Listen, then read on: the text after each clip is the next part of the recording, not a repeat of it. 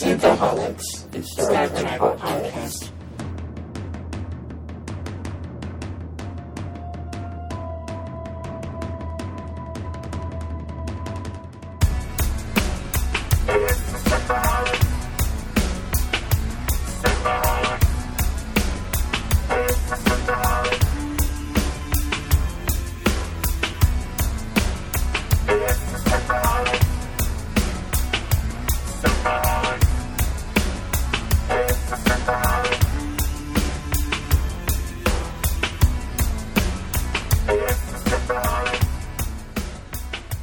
Welcome to Synthaholics, your weekly shot of Star Trek. This is your host, David Duncan, and with me is... Aaron O'Brien? Yeah, and we got Holly... Maybe? What? Who? Aaron was like Aaron O'Brien. I think it's maybe? me? I never know. Who's that lady voice? Who's that lady? She's the Sexy devil in the lady. blue dress, blue dress, blue dress. All right. I have blue pajamas on. All right, so. there you Blue dress. Well, Hello, hey it's guys. Holly. We're in the Halloween season. Yes. Last week we tried to warm things up with some Event Horizon. Yes. And this week we're back onto Star Trek. Yes. And our Event Horizon episode, I guess, non-surprisingly, has not done stellar. Yeah. Well, 1997 TV or Movie horror that, flick. that wasn't well received, anyways. Yeah, it wasn't. It wasn't So super. don't well- take it personally, you're saying? Yeah, we're trying not to. But if you have not listened to it and you're worried that it's a bad episode, take it from a listener. A listener, David Kish, on our Facebook group, wrote this. I finally listened to this episode. It is one of my favorites. Everyone was able to shine on this one. Good job, guys and gals. Very nice. So, Thank you. I mean, like, you. thanks, Dave. I really appreciate that. And and it's great that he said it's one of his favorite episodes. So if you guys haven't listened to it, listen to it just for the banter if you like the show and like us. And we had Robbie Palmer from the Nerdomicon right. join us that time. And he told us about his 31 Days of Halloween stuff, which is still going on. He's releasing a new piece of content on his channel every single day. And I've been on 2 of them. And almost by the time the show comes out, he'll be almost finished. Oh, he'll be almost done, yes. So Yeah. happy Halloween, people, because we know we're getting real close. Yeah, we started with something scary last week. And now it's going to be even scarier. But Oh, so terrifying. I blocked it out. Yes, he's so terrified. He's put it out of his mind. I'm scared of cats. Turn back, David. I really wish she would have turned to the cat lady from the Gary 7 episode because she was hot. You know, This one wasn't as good. She was like, eh. I think you're being too mean. I am, but this was a bad episode, well, so it's not her fault. Yeah, it's not her fault for sure. We have a little Star Trek news. We have came out last week that the head writer for Rick and Morty is creating a new Star Trek animated series. It's going to be Star Trek: The Lower Decks, and it's going to be sort of a half-hour sitcom that has a supporting crew of one of Starfleet's least important ships. So it's kind of be like not the B team, the C team. I wonder if it's going to be on a Saladin. That would be kind of funny. It would be funny. It would be great. Poor Guy Davis and poor us for wanting to do a Saladin comic. Exactly. But it would be great to see like a different starship and see what they can do with it. Although I am a little bit personally worried because Lower Decks is one of my favorite episodes of Next Gen. It's so well done, and it's like it really catches you. Yeah, but in the feels, and I just feel like them calling a show Lower Decks and making it a comedy is kind of like stepping on the namesake a little bit. oh, come on. It's just going to be because it's a bunch of guys and gals that don't know what the hell. That's the one thing I loved about the Lower Decks. Not just, I mean, it was a great story, but you see these ensigns that, you see the commanders and the lieutenants, but they don't know what the hell's going on. They're just like giving orders, like, I guess I'll go do this because that's my duty. That's a great part about it. So. Well, they said Discovery was supposed to be kind of like that, and it kind of was, but not really. No. I mean it wasn't enough of that, because you still follow the command staff around a whole lot, and Michael, even though she had no rank, was super involved with the command staff. Yeah, so, I mean you see Lorca, but you don't know what Lorca's up to, which is good because they kind of, gave did you... that on purpose, yeah. Yeah, because you didn't know what he was really doing. But yeah, so we're going to get that. I don't know exactly when that's supposed to come out, but it's definitely going to be... I'm wondering if it's further in development than the Picard show, because the Picard show doesn't even have a name. No, it doesn't, yeah. But, it'll be interesting. I mean, I'll definitely watch it, but I'm not, like, dying to see this. You know what I mean? Especially after the train wreck that was the 70s animated series. If they can recreate even a smidge of Rick and Morty and infuse it into Star Trek, I think it would be fascinating, and I would love to see it. I love the animated series, the original from the 70s, because it's so stupid. But speaking of Rick and Morty, like, what if Rick and Morty have a cameo on the show? Does that make them canon? I've got so many issues with many universes, right? That's what I'm saying. But Rick and Morty exists in every single universe. I love Rick and Morty too, but I don't think that's going to happen. I don't know. I mean, with animation, you can do anything you want, and that's where I kind of they'd have to have the blessing of Star Trek, to actually do that. Whoever owns the Adult Swim, franchise of Rick and Morty, and then Star Trek CBS, they'd have to do some kind of crossover. Oh, they sneak stuff in all the time, though. I'm not that they couldn't have them walk by. That's what I'm saying. Like, not even talk, just showing them would make them canon. I know if the show intends to be canon. Yeah, I know.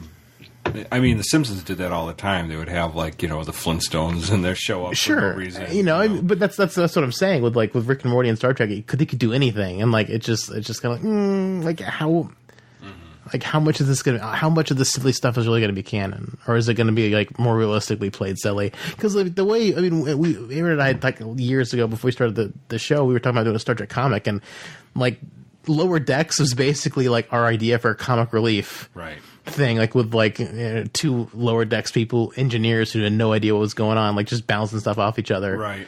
That was the original idea, and then Dave was like, "Well, maybe while we're doing that, we'll do a podcast." And then the podcast became the only thing we worked on. So just took over. Yeah. Sorry. Yeah. But I think it's going to be fun. I'm very excited for this. I hope it's not too... There's something with comedy that if they push too hard on the comedy aspect, they're trying to be funny, it gets a little bit okay, stop that. If it's the Orville, it'll be fine. Because the Orville, they try, but it's not there's still a good message, and because they're based on Star Trek actual episodes. Right. So I mean, it's like watching a Star Trek episode with humor thrown in. So if it's like that, have you watched the Matt Groening Disenchantment on Netflix? I've not. No. So I have. Have you? Did you like it? What did you think of that? I did. I've watched it twice. Oh, you watched the whole season twice? Yeah. I've heard so many different things. I've heard some people love it, some people just hate it. There's some great parts to it, and sometimes I think it was a little I thought the comedy was a little forced. I love the characters. I just wish they would get a little more. I've heard they try to it's like Futurama, but they switched around a couple of the characters and then they put it in medieval times. And it's like D&D. I mean, there's a lot of voice from. It sounds just like Futurama. And Michael, actually, he heard me watching it, and he's like, "Are you watching Futurama again?" I was like, "No." But no, it is a little forced. There are a lot of episodes that are just yep, this is the one where I'm going to go walk the dog, and when I get back, it'll be on a new episode.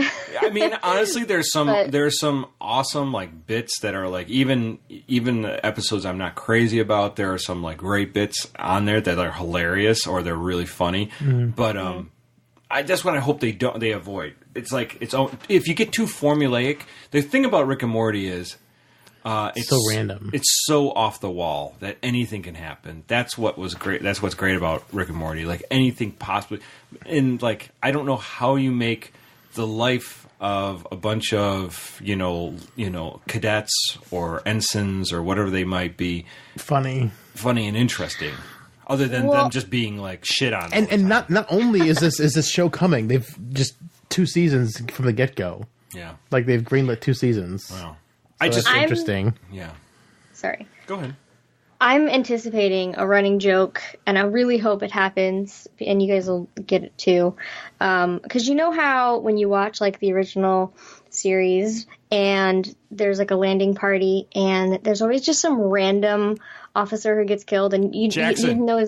Okay, so I just feel there's going to be maybe not every single episode where they meet someone new, and they're we don't need to remember his name. Yeah. Or but hey, where did Jesse go? Yeah. He was on the landing party. We're not going to see him again. Yeah, he's done. He's done. Yeah. That would be a welcome recurring joke. But that would be funny.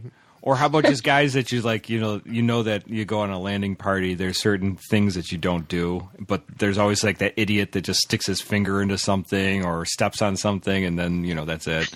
I just wonder if this is like the least important ship because it's always stuck at space dock. Oh. And they're going to have to like just be like, if they're a space dock crew, that could be funny. It's just like, we're fixing the ship again. It's just the same ship keeps coming back, keeps getting broke. Right. Because it'd be kind of interesting if a space dock, that way we could see more of like those new fancy space docks from the Discovery era, if it's going to be a Discovery era show. Maybe they get a like Zap Brannigan kind of captain, which would be great. God. I love Zap Brannigan. I want Zap Brannigan. Zap Brannigan. Zap Brannigan. I hope there's a one-eyed woman that he falls in love with. So great. Little callbacks. I'm super excited. I know, Dave, you're not as crazy about it, but I have some hesitations. I mean, like I'm definitely gonna watch it. And I don't want to see it. I'm interested to see what they're gonna do, but I'm not like dying for it. I really want to see what they're gonna do with the Picard show, what some of the other ideas are. And this will be technically canon. I mean, I know a lot of people don't think the animated series from the 70s is canon, but they've basically... It can't be, though. So much of it's like so weird, it can't be. Like that's why it has to be canon, because it's so weird. I love the weirdness. But the environment suit belts. Oh, you just like you're technology. So hung up on those environment suits. Just let it go, Dave. It was just animation to be cheap. But if it's canon, then why do they have full spacesuits in Next Gen? Why don't they just have the belts? I don't know. Maybe they proved that those force fields with the atmosphere around them are not efficient. Why would Kirk be let out there? Maybe they tried it for a little bit, and they're like, nah, that wouldn't work. That doesn't work good. Too much of the stuff animated series is like akin to magic. Magic's of Magic's of Magus 2. Magus 2. Oh, where they meet the devil. They meet the devil and Spock performs black magic after drawing a pentagram on the ground. It's awesome. Oh man, so great. I hope there's more pentagrams in the new show. Like, let's draw more pentagrams. Oh, it's so great. Man, so bizarre. The Stanek Panic. Yeah, the animated series. I don't think there's more than 20 episodes. Maybe there's 24. But there's hardly enough. And they're all 20 minutes long. But some of them feel like 3 hours long, even though they're only 22 minutes long. They're so rough to watch. I love it. I love every minute of it. It's so terrible. It's great. I guess I'll have to do another one soon. Yeah. Yes. I was gonna say with the release news of the new animated series, you guys should have picked a cartoon episode to discuss this week. We could have. No, we're going with Halloween. So we picked Catspaw like 4 weeks ago. We're going with Halloween. That's something that's going to totally kill our numbers. Yes. Our downloads. Event Horizon and then Catspaw. Yeah. Two episodes that no one will listen to. Everyone will be like, fuck those guys. But at least it's Star Trek this week, so if they didn't listen because it wasn't Star Trek last week, hopefully they'll at least listen because it's Star Trek this week. Well, we are talking about Catspaw. Meow. Meow. That cat was a little more ferocious than you two, I think. Yes. Well, not in the beginning. Break all your cat jokes out right now because we are going into... Get them out right now. Meow. Get meow. Get it meow like now. So Catspaw is Season 2, Episode 1. First aired October 27, 1967. That was a long time ago. So, it begins the landing party with Sulu, Scotty, and the crewman Jackson are on Pyrus 7, but they're overdue for their check-in. And when Jackson finally calls the Enterprise, he says, "Beam me up, beam me up, beam me up. Do it now, do it now, do it now." And he's not a red shirt. No, he's... I didn't like how he was speaking to his captain. That was very disrespectful. That was very disrespectful. Kirk's not going to beam you up when you talk to me like that. You better say please. If I was the captain, I would have been like, "Nah, bitch." Yeah, fuck you. Answer me. Well, they do beam him up, and Jackson, once he gets beamed up, he falls over dead immediately. We get the great... and then some voice echoes out of his gaping maw. It's awesome. It's totally... Captain Kirk, can you hear me? And he doesn't wait for him to respond. Yeah, like, well... So it's basically that there's a curse on the ship, and you better turn around if you don't want to keep that curse. And then they never really bring up the curse ever again. Well, they bring it up again with the witches. But... yeah, they're just trying to scare him off. Yeah, David, you're not remembering the episode very well. I blocked it out. So sad. Why are you doing that? Why are you doing that? I swear I've seen this episode before, but upon rewatching it this week, it was like watching a brand new episode. I had nothing rang a bell at all. Well, Merry Christmas. Happy Halloween. It was the lump of coal. Stop. So the curse was they must leave or they all die. So with the two crewmen are missing, Kirk obviously is not going to leave. He is going to he gets another landing party, and he gets Spock and Dr. McCoy, and they beam down to where Jackson was beamed up. And when they get there, they're in just big, craggy, rocky area with lots of fog. Are there giants with giant spears? No, not yet. If only. But there are 3 witches, and they keep warning Kirk, to leave. This is the best part of the episode where Spock's like, their poetry is terrible. Yeah, it is hilarious. That is the best part of the entire episode. When he goes, comment, and he goes, terrible poetry. He says, more useful comment. More useful comment. best line of the entire episode right there. That was great. Yeah. I actually, it's funny with the original series, there often is little jokes written in, and they are pretty funny, but you just don't pick up on it all the time because it's just because Spock is so deadpan. Yeah, he's usually very deadpan, and Kirk just like, more useful comment. But he said those, they weren't there. I mean, it wasn't real. Yeah, it was just some kind of just like this episode. I've already forgotten it. And then a big wind blows them back, and as they get kind of redirected, and as they make their way through this rocky maze, they see an old, foreboding castle compound. Dracula castle. Dracula. I wish. And they get the doors open, and this is where they met a black cat. And they do say trick or treat and Halloween very specifically. This was episode. actually written for Halloween. This really was written for Halloween. So, I mean, like I said, it was released on November 26th. So they missed Halloween by a month. I mean, I'm sorry. Did I say November? I mean October 26th. Oh, okay, I was like, I realized now they said November, but it was October. I'm sorry. But anyway, that makes more sense. But it was written to be a Halloween episode. That's cool. Right? So, yes, so as they enter into the castle... they fall through the floor. They fall into a big cutout in the floor, which is pretty hilarious. And they're all It was knocked pretty out. funny. And then they find themselves chained to a dungeon wall. So maybe think of Get Smart, because Get Smart in that show, he's always getting chained up to something, and he uses inflatable cuffs to get out of them. They need more of those. They need more of those gimmicks. Exactly. This is where Scotty and Sulu show up. But they're zombies. Mindless zombies, just walking with their phaser. And Sulu does respond a little bit. He says, "Do you remember me? Mm-hmm. Can you, And he's like, so he's a little there. But they unlock them from their shackles, from the dungeon, and they bring them up to King Tut. It is King Tut from Batman. It's great. Isn't it, though? Yeah, it is him. I forgot that was him. It's great. 66 Batman. This is probably a set they used on the 66 Batman, too, probably. Right.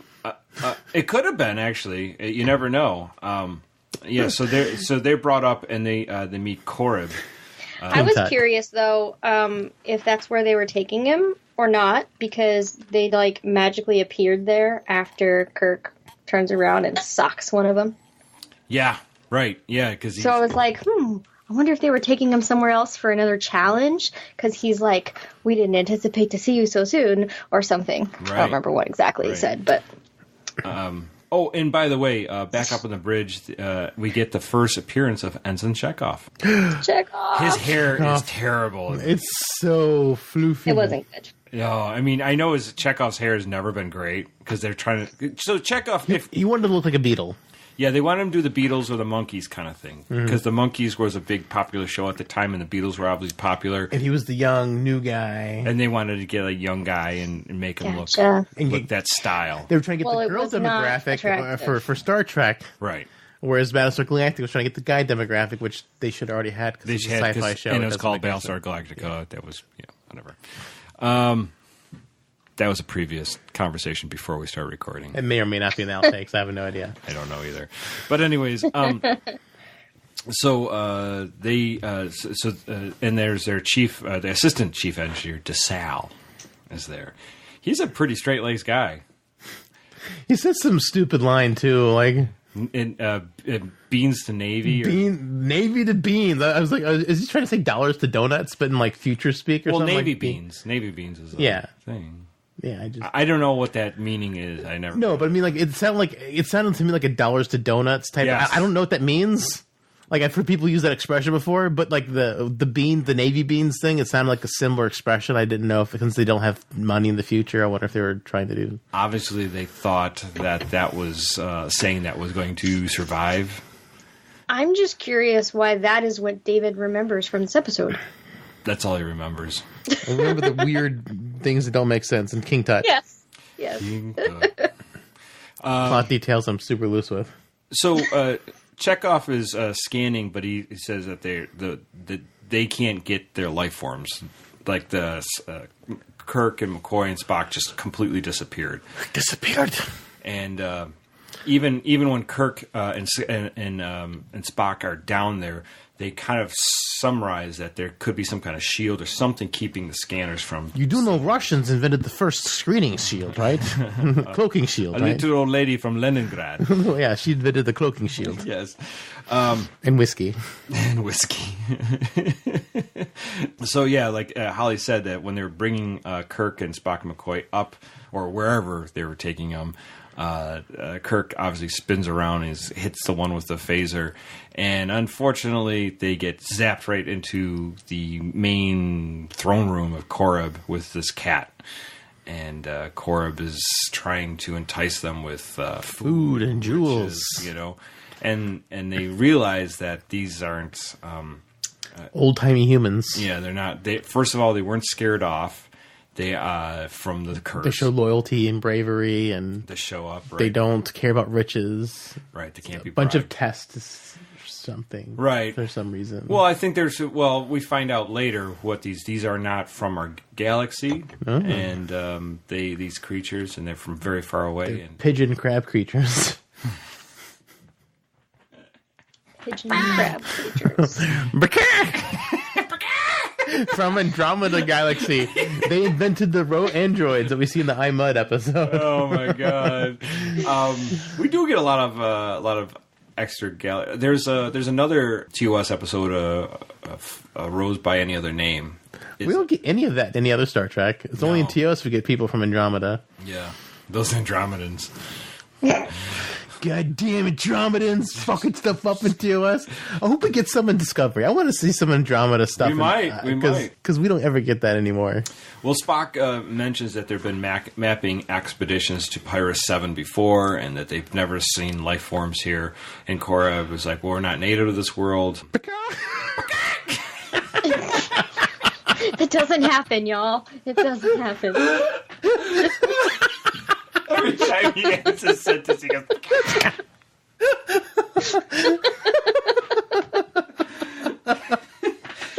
my god, that would make this episode so much better. I've got your best ideas.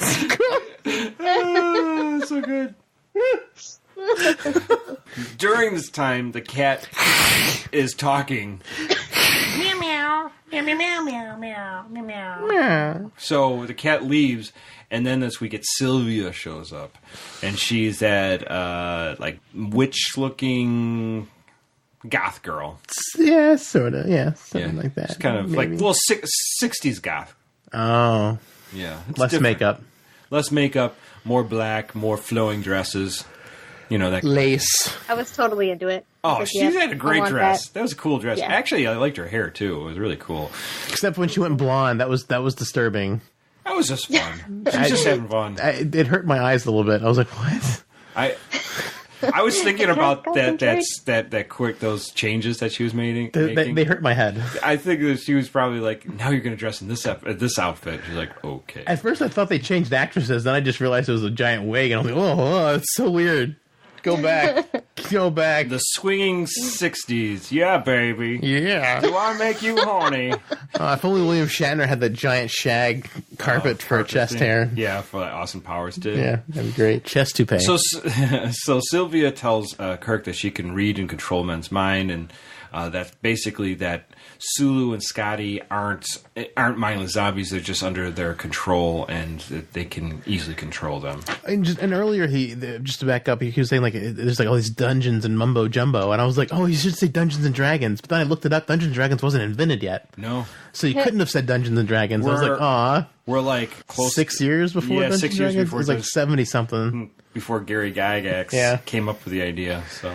Yeah, but I was just like, oh, Dungeons and Dragons, say it. And then I looked it up and was like, oh, Dungeons and Dragons wasn't invented yet. If it had been, they probably might have said it. I don't know, just to be funny. I don't know. Yeah, no, it would have been cool.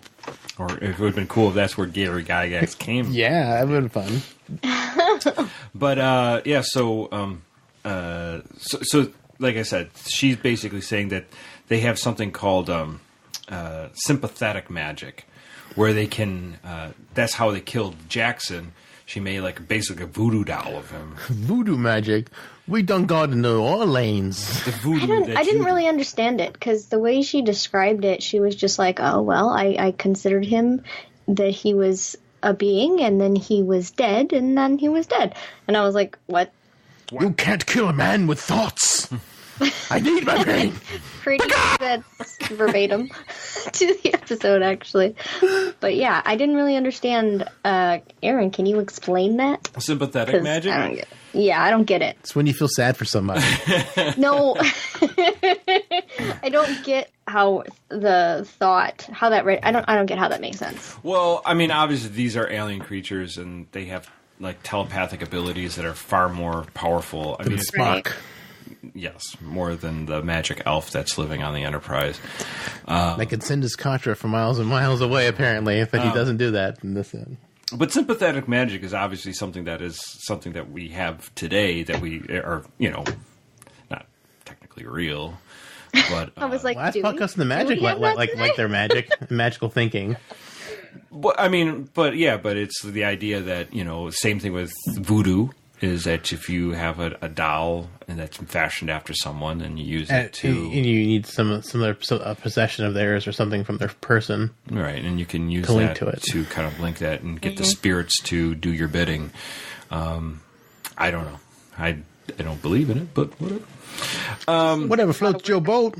But if you do believe in it, write us at Synthaholics@yahoo.com. Yeah, that'd be great. We'd love to hear about it. To hear about that, yeah. But at that one point... Kirk jumps Scott and takes his phaser, and this is where Sylvia brings a little model of the Enterprise and says, I'm going to burn your ship up, and she puts it over the candle, and he says, They show a very sweaty Chekhov. Yeah, everyone's sweaty. Even Uhura is sweaty, and they call him up, and she says, "We're jumping up. It's the heat is unbearable. Rising. Heat is rising. Let's take off all your 60 clothes. degrees in 5 minutes or something crazy. What? What'd you say? It rose like 60 degrees in like 5 minutes or something. Yeah, could you imagine? It'd probably be like in hundreds right away. Yeah. I always Yeah, often wondered crazy. how warm a spaceship like the Enterprise actually is. I would imagine it'd be cooler than normal because Space is freezing. that's what I'm saying. So- it would probably run cool just because, it'd probably be average like 50, 60 degrees. That's probably why they wear long sleeves. Yeah. Well, I was going to say one thing, but I'm going to say two things. So the first thing I want to Say say three things. is that it's probably I dare you. Captain. What did you want me to say? Say three things. I dare you.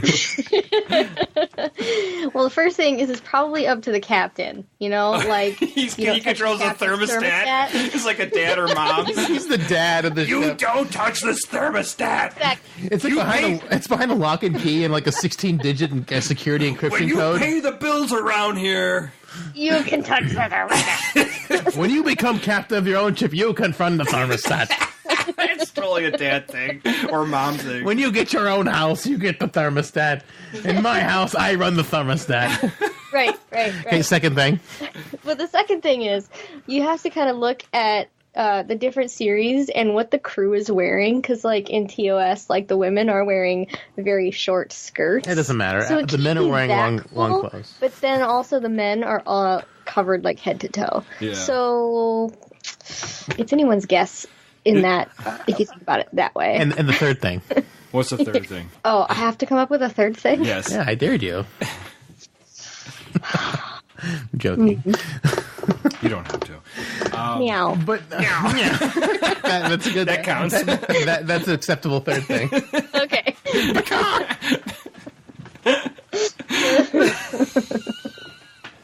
Anyway. Animal noises. Yes. That should be the subtitle for this episode. Thank you for tuning in to Synthaholics, or shall we call it? Animal noises. Meow. Welcome to Animal Noises.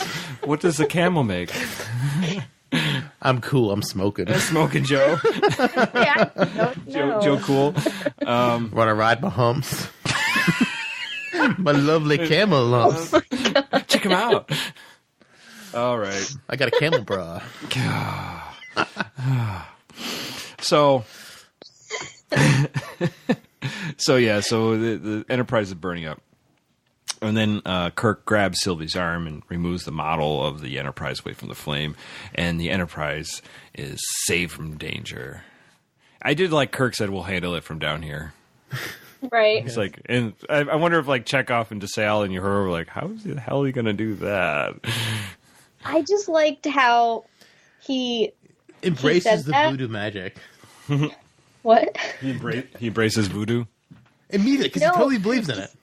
Just like when he goes back to the dungeon, like he just like dismisses himself. Like he doesn't even like wait. He just like starts to leave. He's like, "Yeah, I'm gonna handle this."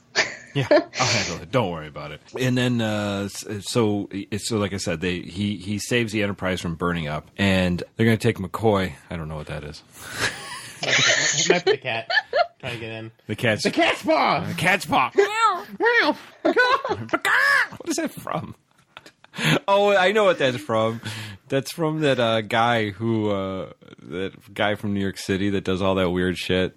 I'll look him up later. Okay. Yeah, You're gonna have to. 'Cause Yeah, you're talking about you'll your like him if face. you That's see like him. everyone. It's hilarious. But anyways, moving on. So McCoy is told to remain back with Sylvia, and he's going to basically probe his mind, and then they send Kirk and Spock back to the dungeon. To the dungeon. And I thought that this was like a really good part of the episode. Like I thought this was the best part of the episode, is when they're actually discussing and trying to figure out what is actually going on. Yeah, and there's like, here are all these old symbolisms of fear and nightmares of humans. And Spock is kind of funny because Spock is totally foreign to him. He doesn't really. It's not what he grew up with, so he doesn't understand. Michael Burnham He doesn't apparently understand didn't trick tell or him. treating. Michael Berman never told him about it. Never told him about trick-or-treating. You never told him about trick-or-treating. Which is why Spock never told anyone about Michael Burnham. That's right. He was mad about the no trick-or-treating Yes, thing. that's right. Cybok would have told him. Yeah, Cybok that was too busy smoking weed and riding space horses. And getting laid. smoking that green nug, that Vulcan nug. That fucking nug. Hanging with Henry Zabrowski. Smoking the nug. I want to see this. Henry Zabrowski and Cybok smoking. Oh, that'd be great. If they bring Cybok back, I want Henry Zabrowski to have a cameo. That'd be great. let's- Have Henry Zabrowski be Cybok. Let's work on that campaign. Henry for Cybok. So then McCoy does return, and he's been taken over like a zombie, like Sulu and McCoy, and even Kirk gets a little feels bad. He goes, "Oh no, not you, Bones." So Not the second part of my trinity. back in the throne room, Sylvia and Korab are arguing. Sylvia likes these new sensations. I like getting horny. She's like, I've never been there before. I'm usually just this weird crab bird. Pigeon thing. But now I have lady parts. I have lady parts, and you have man parts, but Korab, you're all flabby man parts, and I don't like those flab parts. Kirk's man parts are probably pristine He could because he's be the captain. anything he wanted. Okay. You know, that's the thing. King Korab, Tut. he was King Tut. He wanted to be comfy. King Tut, Batman King Tut is pretty awesome. I'm not gonna lie. Well, it's because Adam West is like with Robin inside a building with machetes cutting through potted plants like it's a jungle. It is absolutely horribly and stupid, and it's pretty funny. It's the best. King Tut. King Tut is awesome. That episode's more memorable than this one. Stop, Dave. Apparently. Actually, King Tut shows up a couple times in the Batman 66. You know. Usually, most of them do show up a couple times. Anyways, Korob's saying the original plan was not for us to do that. We could have reached out to these people; they could be our friends, and the old. We have a duty to the old ones, and she's like, "I don't have any of that duty. I can do whatever I want." I'm horny now. Fuck everything else. Right. So Korob stomps off. And Kirk is brought to Sylvia's presence, and this is where she becomes kind of infatuated with him. And he plays along. He realizes that she's into him, and they puts the moves on her, and he gets to her to reveal some of her plan, or not plan, but how they get their power. This thing called the transmuter. It's a mechanism that actually somehow uses their thoughts and makes it into reality. Mm-hmm. But then she realizes that he's just using her. You don't really want me. Even though I changed into 6 different women for you, I could be anything you want. Kirk's like, you didn't go green. You didn't go green. You didn't turn into me. It wasn't. Yeah. You didn't turn into William Shatner. William Shatner. That's the most thing that I'm excited for. Oh, and during this time, she gets pissed off and sends him away. And up on the Enterprise, they have a shield put around them. Oh yeah, they get a shield, and this is where we get the military beans. So he can bitch and put a dent into it. Navy to beans that they could put a dent on it. So they're working on trying to put a hole on it. And Korob even says later on that they would have figured it out. Yeah. So I liked him. That's a smart second chief engineer. We don't get enough of him. Yeah, I think he's only shows up twice in all TOS, so he's there twice, but that's about it. Poor guy. Korob later goes down to the dungeon and rescues Kirk and Spock. And she's gone mad. It says that she's got space horniness. We can't stop it.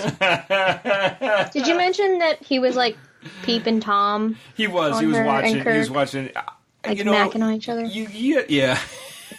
you do realize that maybe Korob had like some kind of relationship with Sylvia at one point, but she's. I don't know. They didn't. Their species doesn't dance with sensations. They don't have feelings. They're like.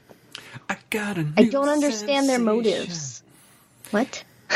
Aaron's got a new sensation. In excess. Never mind. You clicked out and I didn't hear you, so I was like, what did you say? So Korob is obviously, like Dave said, you have the space horniness madness, so we got to get out of here. We can't do it anymore. You gotta run. I can't fix her. I can't control her anymore. My Willie doesn't do it for her. It doesn't do it for her anymore. She needs someone else's Willie. She needs some Q Willie. It's not always about Willie, okay? Free Willie. Oh, she wants her butt licked. Oh, boy. What did you just say? That's a new sensation. Oh, my God. Oh, my God. Meow. Meow. My pussy. From stem to stern. Oh, my God. All right. Awful. Here we go. You're welcome. You're welcome. I gave it to you. There you go. So Korob, like I said, gets Kirk and Spock out of jail, and this is where Sylvia turns into a giant black cat. Turns into a giant black cat and starts chasing them down the halls. So much pussy. So much pussy chasing them. They're the sexiest men in the universe. It's got to be like at least a couple tons of pussy right there.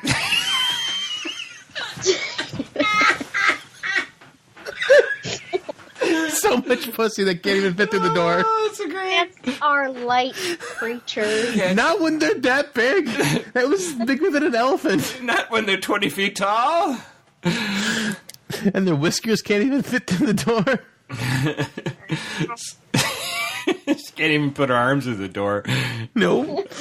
So, she's a plus size pussy. Well, I think she's mad, and that's why she got big. Because it's the one. Transmuter was stolen or whatever. Yeah, Korob's got the transmuter. But then he gets the door. He runs to the door with the transmuter. He tries to hold it shut, but You shall not pass! he didn't have the Gandalf staff, though. No, he should have changed into Gandalf. Maybe would have done it. Mm-hmm. But unfortunately, that giant pussy knocked that door down. Yes. And crushed Korra. I was like, save yourself. Save yourself. What I didn't understand was they can change their form to whatever they so desire. Why didn't he just make himself really, really skinny? Why didn't you? The same thing with her. Like, she's like behind the door. She can't get through. I'm like, why didn't you make yourself into something smaller? And why didn't... Touche. Like a Pachycephalosaurus. You've got the beating power with your head, and you're small enough to fit through the door instead of a giant pussy. Or you just shrink a little bit and get through the door. That's also a possibility. There's a lot of things you could have done. I don't really understand. That really falls apart right there. This episode falls apart. No, I could go up to about that point.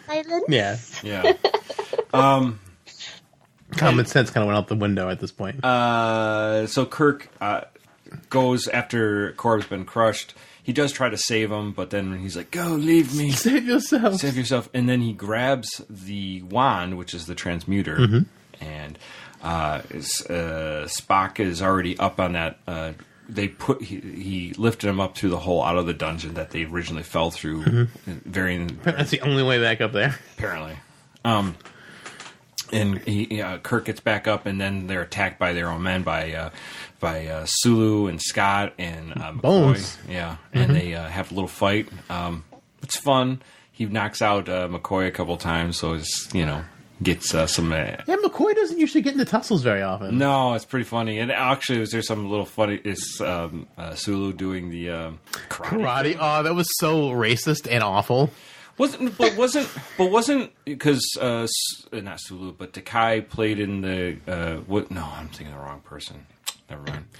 He did not look like he knew how to do it at all. No, he was untrained, and they're like, "You're Asian, you can do karate. Just do karate, like do it like karate." And like that's probably what they had to have done behind the scenes, I'm sure. And it looks so awful. I mean, so maybe yeah, it is racist, but if you think about it, it was a show that had a bunch of diverse people on it that didn't get proper representation prior.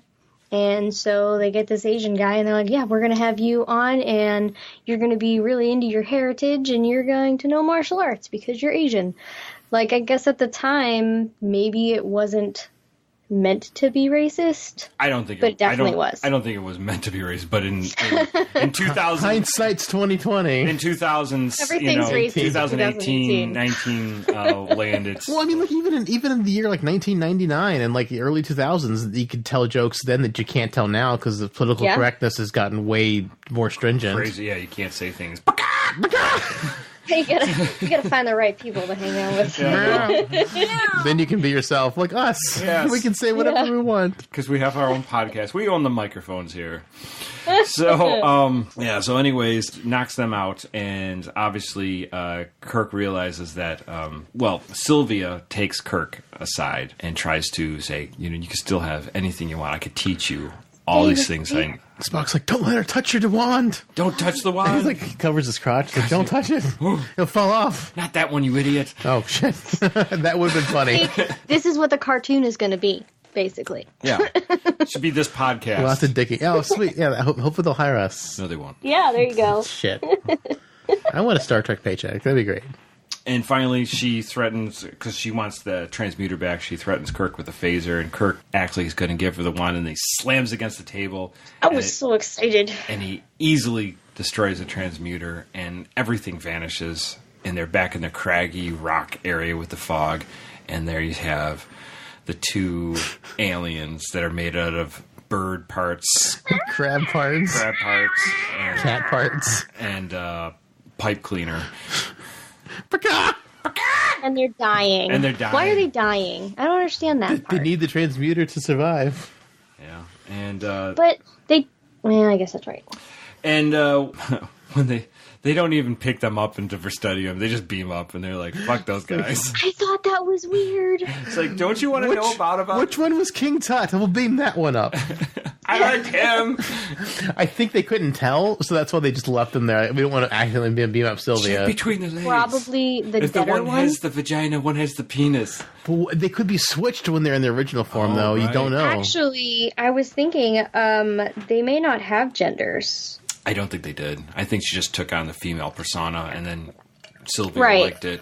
Corb was like, "Oh, I got this dick and balls. It sucks." I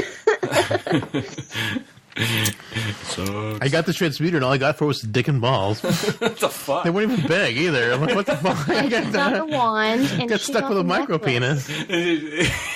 And Sylvia's like, you could change that anytime you want. It's Like, really? Okay. Oh, now I've got a third leg. Oh, Yeah. speaking of wand, Wand. this is not going to be dirty, I promise. Oh, man, I was hoping it would be, though. What? I thought I was hoping it would be, but yeah. Moving on. I told this to David earlier. It was dirty. It's not dirty. She talks dirty to me sometimes. So when they get up out of the dungeon and they are fighting their crewmates, they defeat them all, and Kirk has to go back and pick up the wand. And so he goes back, he grabs the wand, and he has to jump over the hole. Yeah. But he, leapt over the hole, and he, had the wand in one hand, and he leapt. And I just really wanted him to, just be in a tutu, because he looked like a little princess. Shatner probably would have loved that. Who's that crazy, and I lady? laughed out loud, and I was like, oh my god. Oh, yeah, you did tell me that earlier. I did tell you that earlier. Yeah, that is. Did I tell you a dirty joke earlier? What No, did you that was think I dirty. You gonna went Shatner to cross dress. It's kind of dirty. say? It's not dirty. No. Well, Just saying. yeah, Just wanted to make- that was silly. It's a silly episode. Dave, Catspaw, Catspaw. reflections. It's just not very good. I mean, there's a couple really great, funny things that happen, but they're just watch 5 minutes and wait for that Spock joke. That's to me, that was my favorite part of the episode.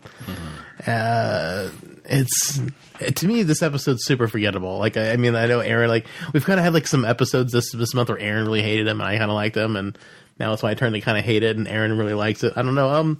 I don't have a lot to say about this episode. It just because I kind of said it already. In the episode, I was like, I know I must have seen this growing up because as my biggest fan of Star Trek, my dad was.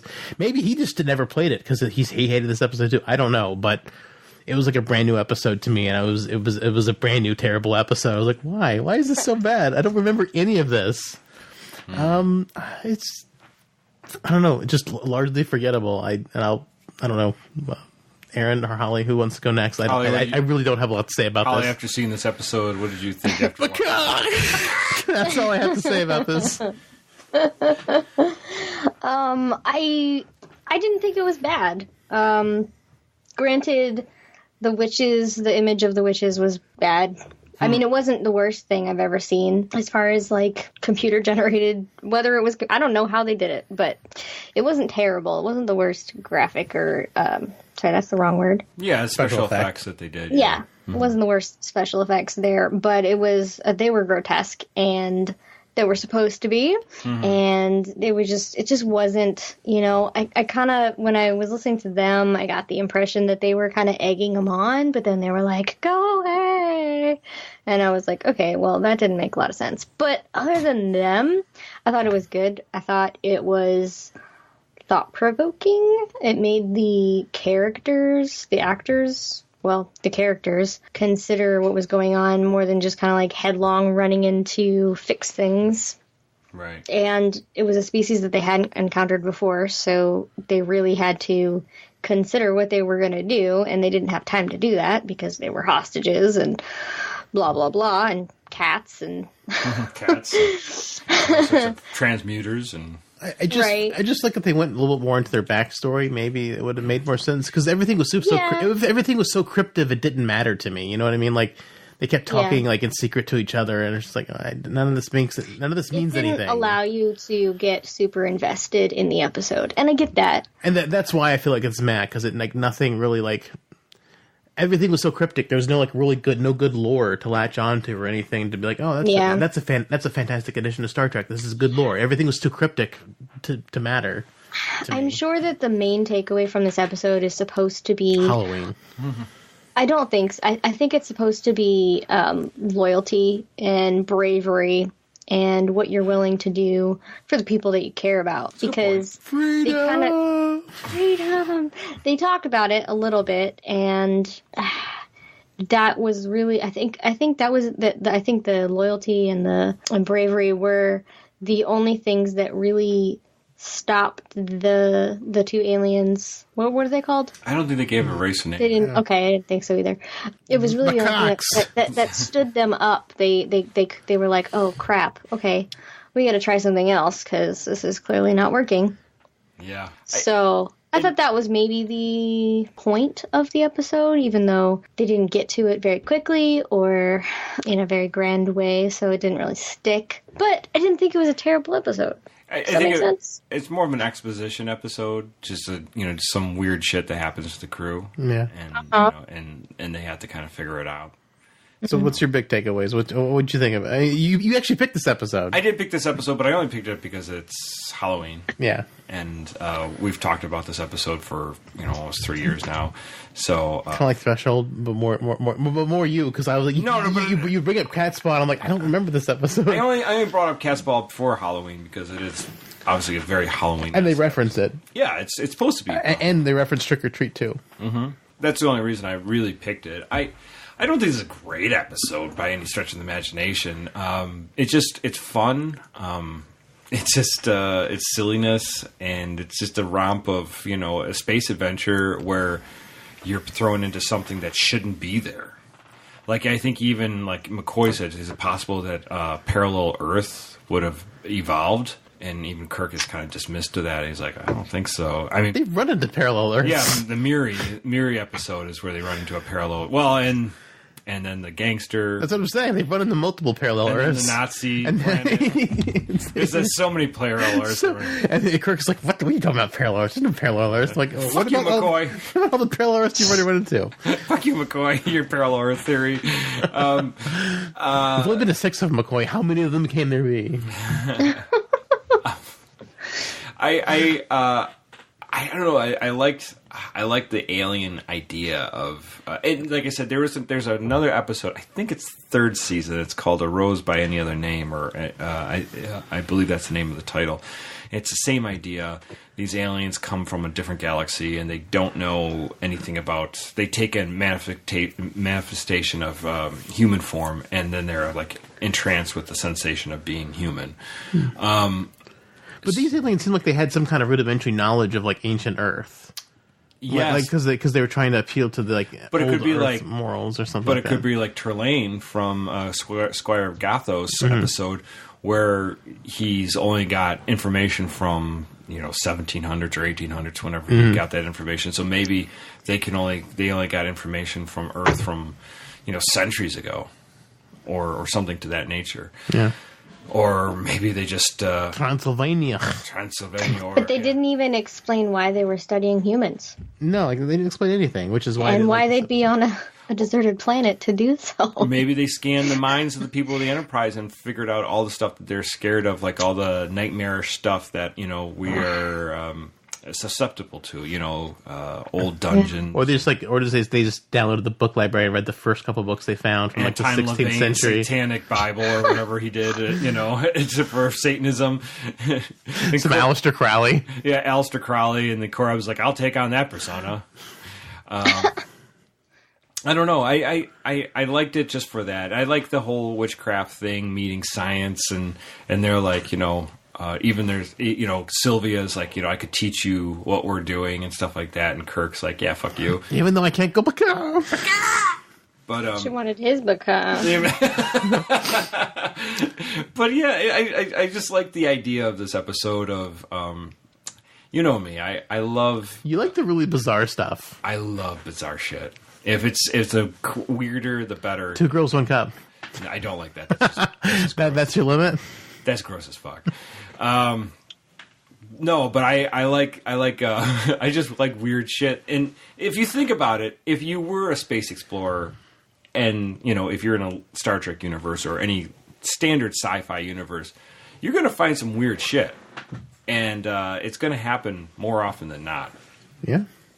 And I think it would be actually pretty hilarious most of the time. All the stuff that you run into. I mean, the aliens are pretty alien. Like some of the most alien things probably in TOS, probably. Yeah, I mean, other than pure energy, which we see often. Oh yeah, just light filters. Yeah, I'm curious. Yeah. I'm curious what they looked like before it was remastered. That's exactly what they look like, Holly. And they didn't really change. I think they did maybe a little stuff, but to them. But I don't think they did much of them. That's exactly what they look like. They would look so fucking weird. Even when I was a kid, I was like, fucking. I don't know. They just like the type of special effects. Like, you know how you can tell when one thing is computer generated out of a whole bunch of things. Mm-hmm. They had like Cthulhu-like tentacle mouths, and they were just a completely different type of computer generated. I agree. And they even mentioned, when you say Cthulhu, they mentioned the old ones, which is very much Cthulhu. They did. Oh, they did. Yeah. That's right. Yeah. They mentioned the old ones, so that's maybe they're Lovecraftian. Yeah, they're Lovecraftian aliens. No, Cthulhu's a lot smaller than I thought he'd be. No, but more fluffy. But aliens. I'm sorry, not aliens, but those aliens were. I mean, they might have redid them for that, for that scene, but they were pretty much weird looking, like you saw. So they didn't change much, because I grew up with the before it was remastered. So the only saving thing about all these episodes we see now is that the Enterprise actually looks cool, and we don't see like a cheesy. I'm looking at a bunch of pictures right now, and I can't tell which one's animated and which one's like the original. I'm looking at a bunch of different pictures. They look pretty much the same. Oh, of the creature? Yeah. Yeah. They don't look that much. The only thing I remember is that this looked a little more vibrant and a little clearer. Because when the original one, I remember there was like a fog or smoke around them, and it was a little more hard to see, but you did see them. But I still remember as a kid. It's probably the original, where it's like it's more fuzzy, it's kind of harder to see them, and then this is more vibrant. Yes. But it could just be the HD remaster, too. Because, I mean, remastering from standard to HD is a huge difference. Because, I mean, I remember...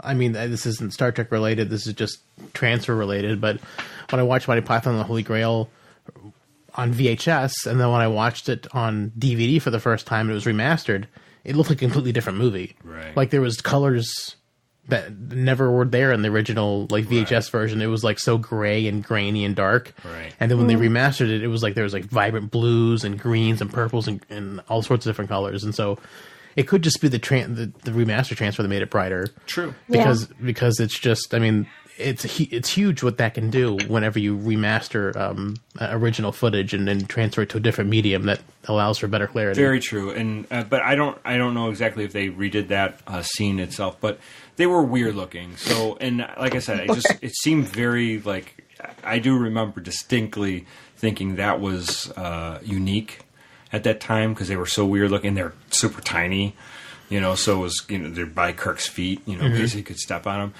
them. He should have. The other thing I remember. Take this, Sylvia. Sylvia. Experience this. Yeah. The other thing I do remember is those witches.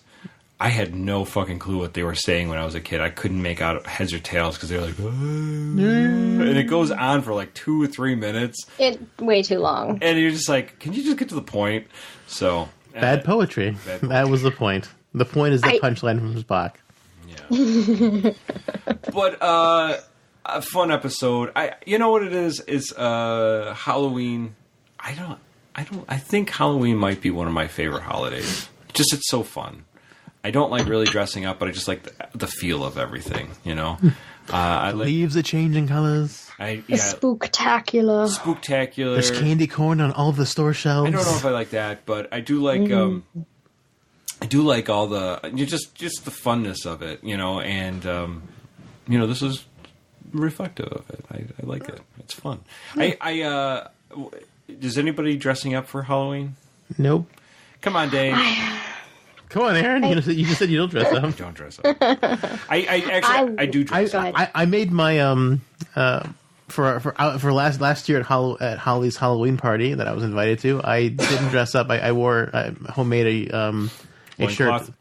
Yeah, no, it was a white shirt. I wrote 404 costume not found. 404 error costume not found. Nice. And I draped an Ethernet cord around my neck. There you go. That was my costume. Holly, anything for you? I wish. I know you really guys just moved, so you're probably still. Yeah, I just don't have any friends here yet.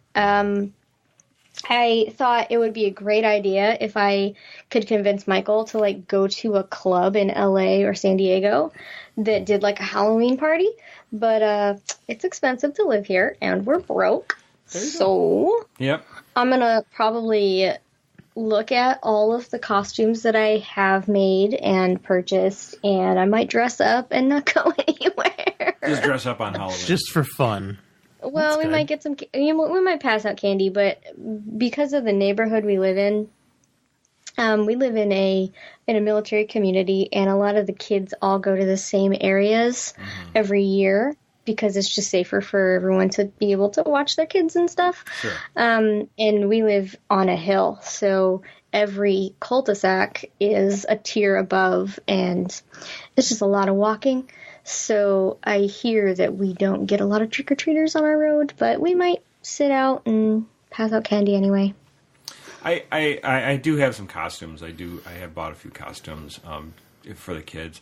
The only thing is, if it's really cold out, I might not do it. Yeah. Yeah, I've got like a specter kind of ghost costume and stuff like that. You know, it's just a big cloak and mask and stuff like that. But you know, I have fun with the kids, taking them out trick or treating and stuff like that. So. I was gonna say, your kids go out. Oh yeah. Do you guys like creepy yard displays and stuff? You know, we have some stuff that's more cutesy. I know my son wants to get into the more macabre, but my daughter's not into it. So. Well, there's a big dragon, a skeleton dragon in like a yard in my neighborhood, which I kind of like. But I wouldn't want to do anything too crazy. That's just too much work. I don't care enough. It's different when you got kids. You want to do stuff for them. But like the big skeleton of a dragon, that's kind of cool. I like dragons. So. Well, it might be cool if you took your son to my old house on Grand Island, because my neighbor used to decorate his yard like crazy, and I think I mentioned it before, but I don't remember.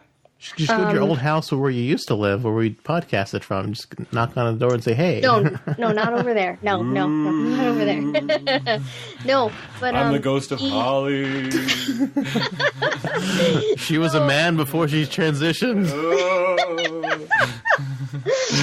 He builds this amazing thing every year, and every year it's slightly different. So he's got like a graveyard in his front yard, and he's got things hung in his trees and on top of his house, and he's got like floating ghosts carrying a casket, and like he makes it really creepy, and like all the way down his driveway to his garage where you have to go get the candy, it's like all decked out and creepy, and I don't know, that might be fun. I respect people that put that much work into stuff like that. I don't have the time to do it. I don't have the time or the patience. That's why you should take your kids to it and be like, appreciate this great work that I'll never do, but it's great. There's a couple houses around the neighborhoods that we do go, and one guy has actually got his own private radio station, and you go and you tune it to that radio station, and then it plays a song. It plays a song, and he has flashing lights. He has the lights set to that, so that's pretty intense. Yeah. When they, I've seen those online on YouTube, and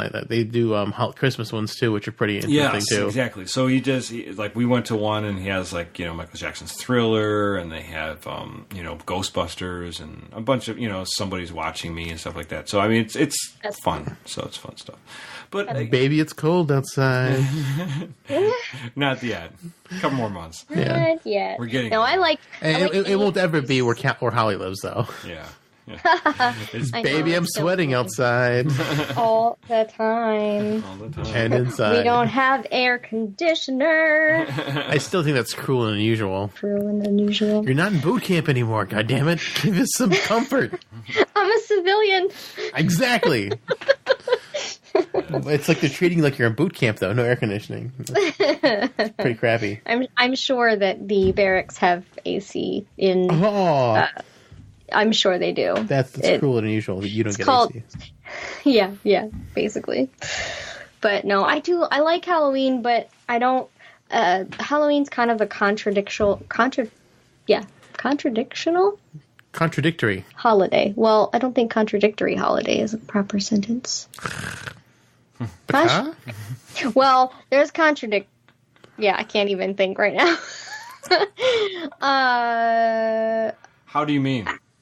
I just mean, like, Halloween for so many different people is so many different things. Some people, it is, Wicca, witch, pagan thing.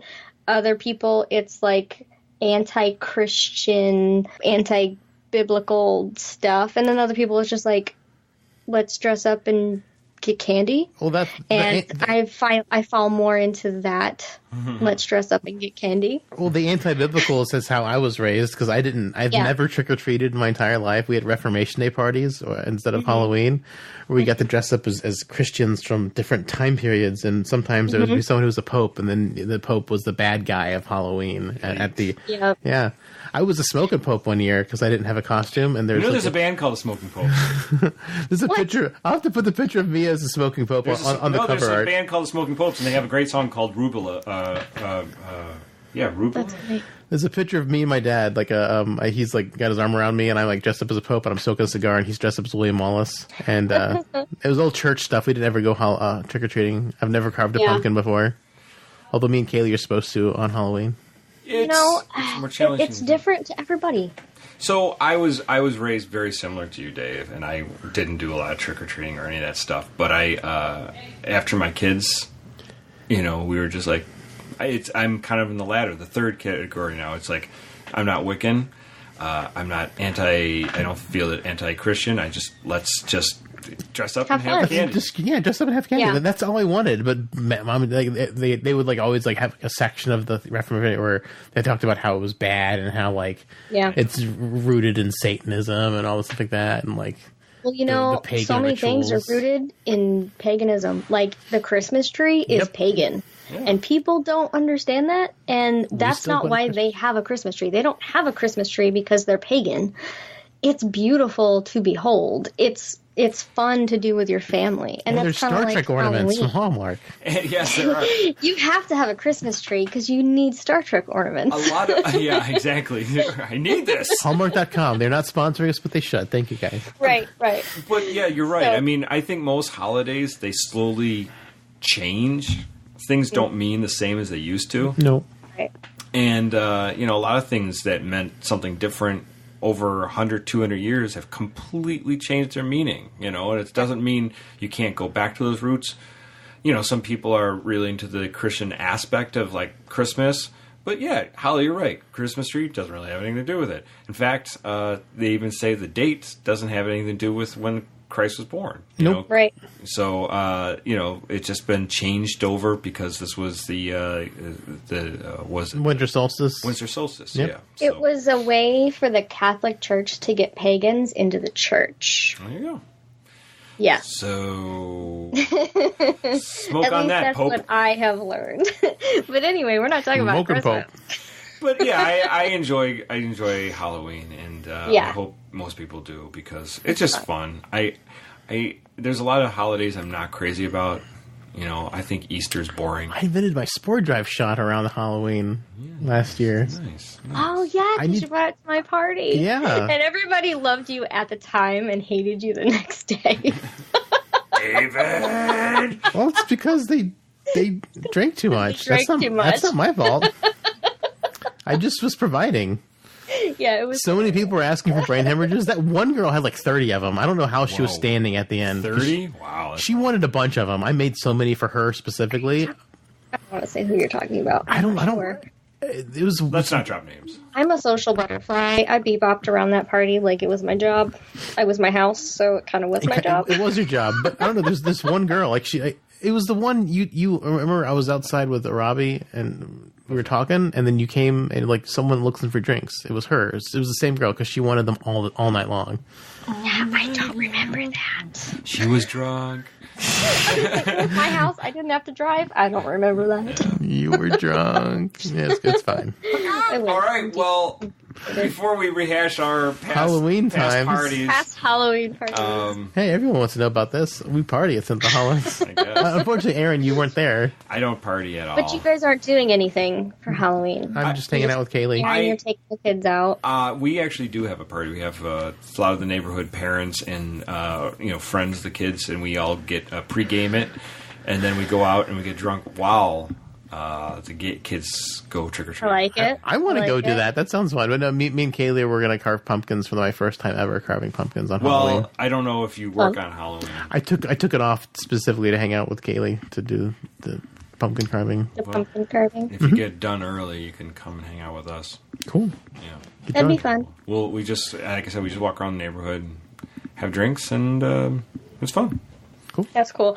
See, like I know we didn't really touch on what I did for Halloween when What I was did growing you up, do but Yeah, what did you do growing up? So we don't celebrate Halloween, but I was allowed to go out when we moved to New York, and I was like integrated into the public school system. I was allowed to go out on Halloween and hang out with my friends. I wasn't allowed to trick or treat. Did we it was all just grow up in kinda- super strict religious?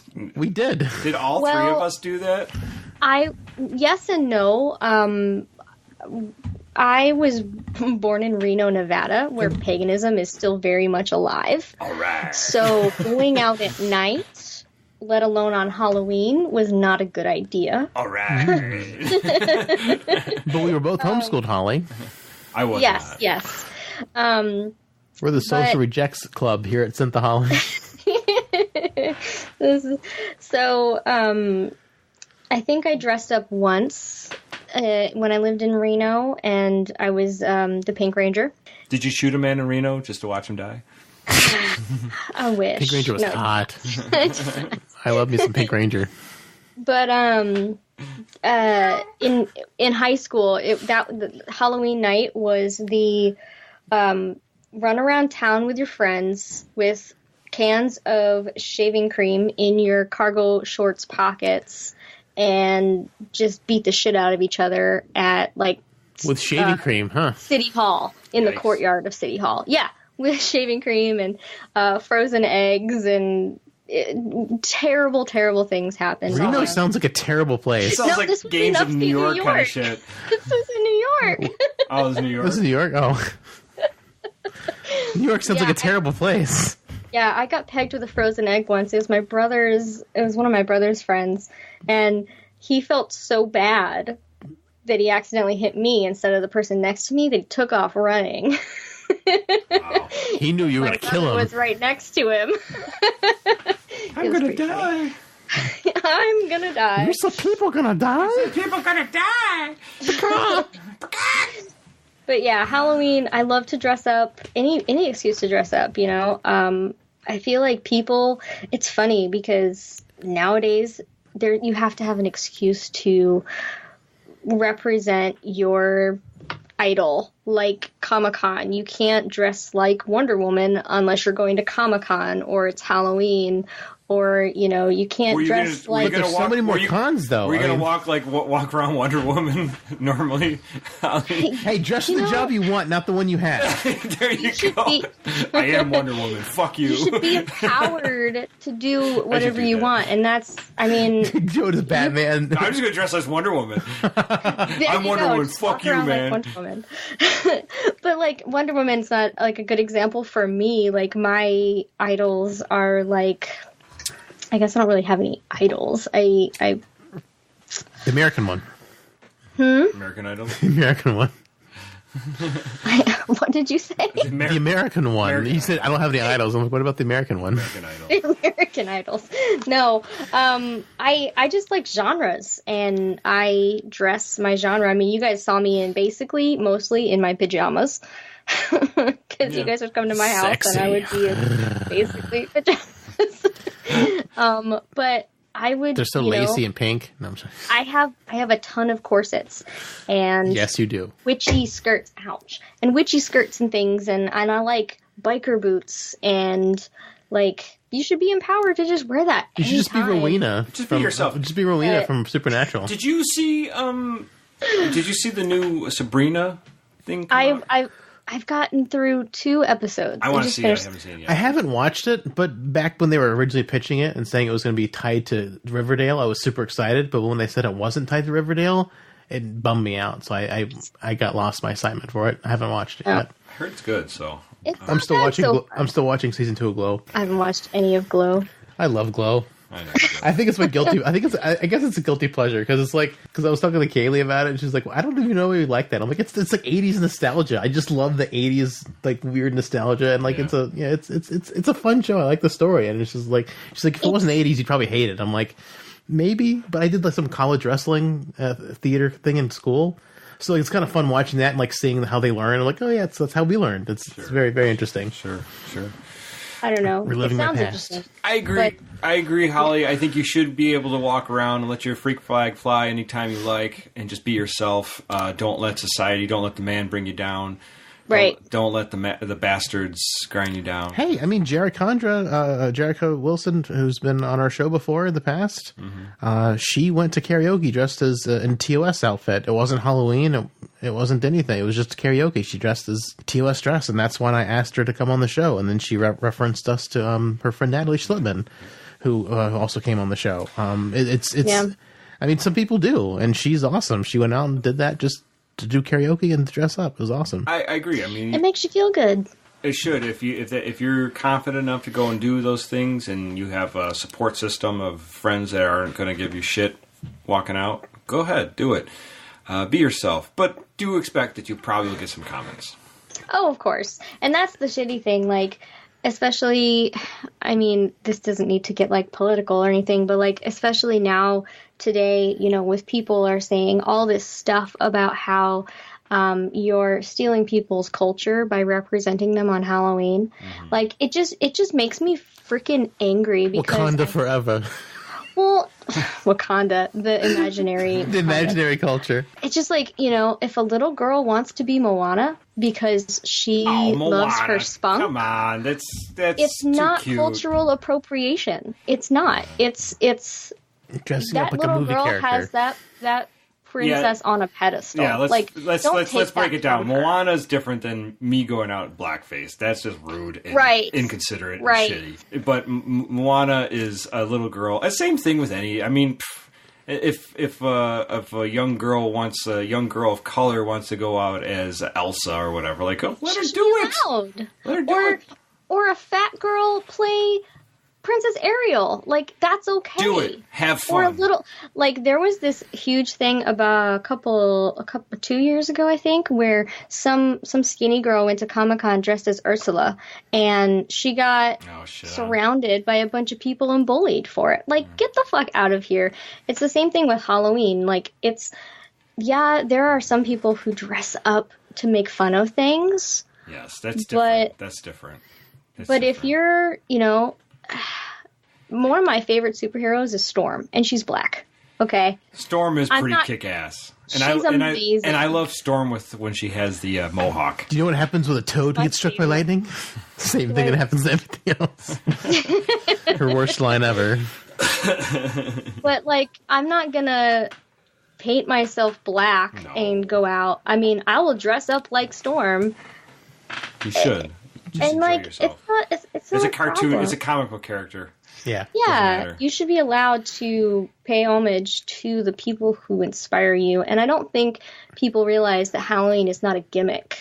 You know, a lot of people just want to dress up and represent something that inspires them or that they love. I think they can't go to just Comic-Con because they don't live near, you know, a nice big convention center. I think as long as you're doing it in a respectful way, you're not being kind of shitty to any culture or trying to downplay or make it into some stupid stereotype that's not really about. So I think that's what's most important. And as long as you are not a dick. Yeah, don't be a dick. Exactly. Don't be a dick. That's just a good motto in general. Don't be a dick. Don't be a dick. Yeah, Either should way. be Synthaholics slogan. Don't be a dick. and don't be dick peacock. That's the most important thing. That's our new running joke. Speaking of Easter, that's my favorite commercial, the Cadbury Egg Easter audition commercial. Do you guys know that commercial? Is it? Oh, Yes. Is it the? It's what you're doing, yeah. Bunnies holding Yeah. auditions, and there's a cat with And a bunny ears turtle on, and it and- goes meow, meow. My favorite commercial ever. That's a great one. I'm surprised I didn't do it for this episode, but there was the Mr. Rogers had the cat that would go like meow meow meow meow meow meow. Never mind. It's lost on you guys. Now you've done it. I like Mr. Rogers. I like the shirt I saw once that had him sitting on a chair with a magnum across his leg and it said, "Welcome to my hood." There you My go. hood. I really want that Mr. Rogers magnum shirt. Nice. Find that for you. That's awesome. Well, anything else we want to say about Catspaw or any other weird Halloween shit? We haven't talked about Catspaw in the last 30 minutes. Yes. That subject been dropped, son. No, I liked that Spock actually said Catspaw in the episode. He did. Yes, you're right. That was McCoy. So Was that's it? cool. Maybe one of them said it. Kirk didn't say it. Kirk did No, I not. think it's Spock. Kirk was covering his wand. Yes. Don't break it off. Don't break off my wand. Use the alien, Right. Alien. Meow, chicka, wow, meow. Meow, chicken, meow, meow. Hal, you're getting to be dirty. I like this. All right. All right. Well, that's it for Catspaw and Halloween and animated Star Trek. Yes, On Synthaholics this we week. hope you have a great Halloween. Be safe. Make sure you search your candy. Make sure there's no Vulcan nugs in it. So safe. Vulcan nugs. If you find some Vulcan nugs, keep them for yourself. You get the spooky nugs. Or send them to Dave and Aaron. Dave and Aaron. Dave and Aaron. We'll smoke the Send us a private message and we will send you our address privately. We will not air that on the air. Yes, right. But if you want to email us, you can email us at synthaholics@yahoo.com. Although our music is provided by Warp11 and Dave Wilkes. Warp11 can be found online at warp11.com and Warp11 on Twitter. On Twitter, you can find the show at Synthaholic Duo. I am at David_J_Duncan. Aaron is at Blackbird2004. And Holly's at Lunar Thistle. And please go to Apple iTunes, rate and review us. Give us some nice love that way. And please go to Patreon/Synthaholics and throw us a little money if you enjoyed the show. A great way to support us is throw a buck a month. It's not much to ask, just to help the show keep going. And if you can't do any of those two, a great way is word of mouth. While you're going trick-or-treating, let them know about Synthaholics. Print out your own custom Synthaholics cards and just hand them out. Like, put them in the children's and give them to the children Give them trick-or-treating. children. Like, what the fuck is Here's a this? gift for you, and here's a gift for your I'm daddy. gonna give out Synthaholic cards. I'll be, what the fuck is this shit? Hey, don't just print out lots of cards. Give Fuck you, old man! give it to them instead of candy. They'll be throwing eggs at my house. I'll be spraying my house down with a power washer or for just, a week. or just give it to them with the candy. Oh, I like could do that. one Synthaholics card with it. That's not a bad idea. Yeah, see, you can represent Synthaholics love. Although they've got very little time to do this idea, as this episode comes out the day before Halloween. We are too. Right. But you can do it. But for next Halloween, Yes, you can do it. I that in know you mind. can do it, the listeners. Yeah, word of mouth, great way to let people know. But happy Halloween, people. Happy Halloween. We hope you had a spoopy month on Synthaholics, or at least the last 2 weeks with Event Horizon Yes. and Family, which is so frightening with a child death. Yes. And what was that one we talked about this month? I can't remember. I don't know. It doesn't matter. It was bad. Lots of bad episodes this month. Yeah. So we'll get to hopefully some more entertaining things next week. Something that we all kind of love, and we'll see you next time. Thank you for listening. Live long and prosper, one and all. Before the night's over, I'll puke in the sink and we'll cry till we laugh. And we'll both shit our pants. You're the best drinking friend I ever had.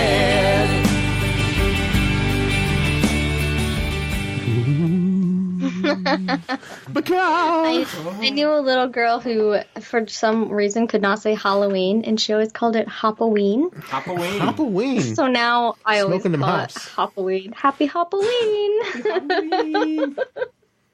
I know it's a hard word. I love Halloween. Halloween's probably I don't know. I can't. Christmas is fun, but Christmas gets a little annoying sometimes.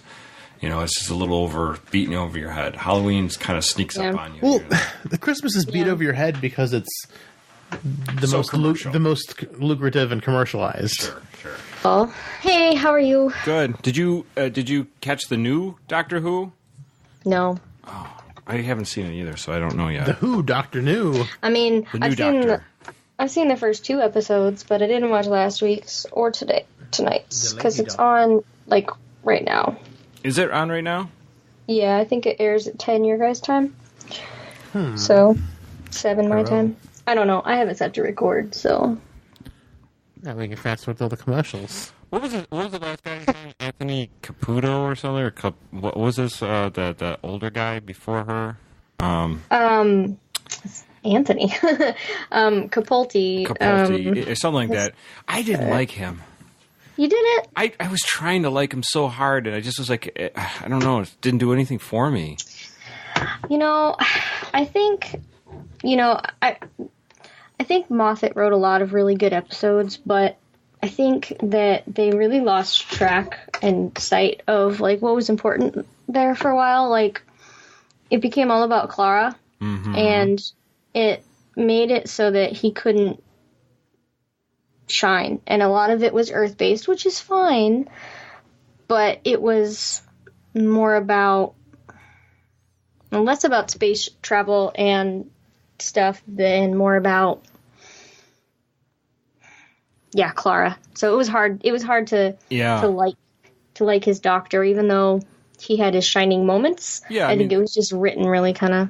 Yeah, I agree. I mean, I didn't watch all of them. I had to catch up with a lot of them, but Moffat has written a ton of great Doctor Who. I mean, but Tennant was amazing. Matt Smith was amazing. And then he came along, I was like, Yeah, well, I mean, if you look at it, like, that's when after Matt is when they switched from it being the Doctor's story to the companion's story. Yeah. And they argue that it's always been about the companions, but it's a little bullshit. I call bullshit too. Well, the Doctor is always mysterious, so you don't know everything about him. Right. But I mean, there's been a couple. I can't remember all their names right now, but there's been a couple companion stories through Tennant and Matt Smith that have been interesting. That's just got to be really rough having your main character switch actor every couple of years. That just got to be real tough on a show. Because I mean, like, I don't know. You'd think so, but the way they've made the transitions now, it's expected. Yeah, it works. And they make it as long as the actor's got some of that whimsical vibe that the Doctor's supposed to have, then you're all right with it. But I know it's expected, but it's just like you said, you just didn't like the old guy, and it just I didn't. It's got to be hard as a fan to enjoy it whenever they keep switching doctors, and then it's just like, oh, I don't like this one. I'm super excited about the female Doctor because this has never been done before, and she seems really fun. I haven't seen an episode yet, so I don't know. I haven't seen any at all. So I don't know if I'm surprised and upset about that, like the Battlestar Galactica. No, Battlestar Galactica. No, there's a difference between the Battlestars. See, sure there is. Here's my issue. And I'm going to get into it right now because this is I'm not saying the new Battlestar Galactica wasn't good. My issue was they were trying to get more viewership with male viewers by putting attractive, sexy ladies as the Cylons and change all that. But sci-fi generally appeals to the male spectrum. It doesn't, and not anymore. But still, but even when that was early 2000s, I was like, this is bullshit. This is bullshit. This is bullshit. You're pandering. You're pandering to the lowest common denominator. I don't care if there's lead females in it. That's not my issue. It's that you're trying to be like, ooh, it's a sexy Battlestar Galactica. Now, right? Like you said, it's a well written show, and you can overlook a lot of it. But for the first 2 seasons is all right, and then it falls apart. Well, but I'm saying that's the reason why it works out. So. Oh, I will mute that. Sorry.